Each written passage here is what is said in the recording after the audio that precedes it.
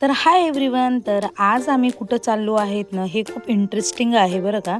तर चला मग तुम्हाला मी दाखवते आणि तुम्हालाही सोबत घेऊन जाते. त्याच्या आधी ना, इकडं हा माझा भाऊ आहे सगळ्यात लहान आणि इकडं सोम तर तुम्हाला माहिती. पण हे दोघं ना दिसतानाच काय दिसतात माहिती का, भाऊ भाऊ, पण हे आहेत मामा भांजे. तर आम्ही निघालो होतो कारण आता मी आईकडं आले म्हणजे माझी आई ना खूप धार्मिक आहे बरं का. आता ती म्हणे गावामध्ये जेवढेही मंदिर आहेत ना, आता अधिक मास चालू आहे. तर अधिक मासामध्ये गावामधले जेवढेही मंदिर जेवढेही देव आहेत ना, त्यांना सगळ्यांना ना धोंडे द्यायचे.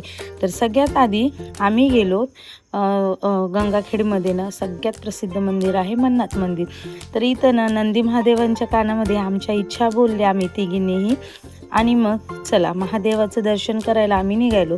हे खूप सुंदर मंदिर बांधले बरं का. आम्ही लहानपणी श्रावण महिन्यामध्ये घरापासून हे बरंचसं लांब आहे, तर ना गंगेचं पाणी घेऊन इथपर्यंत येत होतो. आता इथं येऊन लहानपणाच्या सगळ्या जुन्या आठवणी ज्या आहेत ना, त्यानं खूप ताज्या झाल्या आणि एक एक एक एक एक एक गोष्टींना अशा आठवत होत्या. त्यानंतरनं महादेवांना जल अर्पण केलं. त्यानंतर आईनं जसं जसं म्हणलं तसं तसं आम्ही दोघींनीही केलं. आणि ही आहे तिथे विहीर आहे जी की अगदी पिंडासारखीच आहे. तर आई आणि भक्ती इकडं बसल्या. मग इथं आजीचं काळजी किंवा प्रेम कसं मागं राहणार. तर आजी देत होती नातवाला संस्कार की नाही रे, मंदिरात आलं ना असं करायचं. त्यानंतर ना आम्ही गेलो गोदावरीला. म्हणजे आम्ही ह्या नदीला ना जसं कळतं ना तेव्हापासून गंगा नदीच म्हणजे गंगा म्हणतो बरं का. आता गंगेमध्ये गेल्याच्या नंतर ना सगळ्यांचे पापं धुले जातात. त्याच्यामुळे आमच्या सोहमनी इकडं हट्ट धरला की मला आंघोळ करायची. मग गोदावरी नदीलाही छान असे धोंडे चढवले.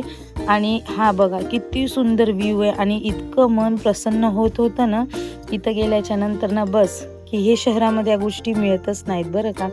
त्यानंतर गेलो चिंतामणीच्या मंदिरात. आता हे चिंतामणीच्या मंदिरातही आम्ही तिकडे मनुक्याचे धोंडे अर्पण केले.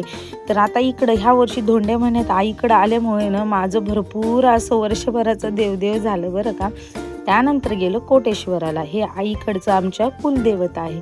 तर इकडे येऊन सुद्धा आम्ही दर्शन घेतलं छान असं आणि धोंडे अर्पण केले. आणि जेवढे जेवढे मंदिर होते ना तिथे आईनं सगळीकडे आम्हाला धोंडे अर्पण करायला लावले.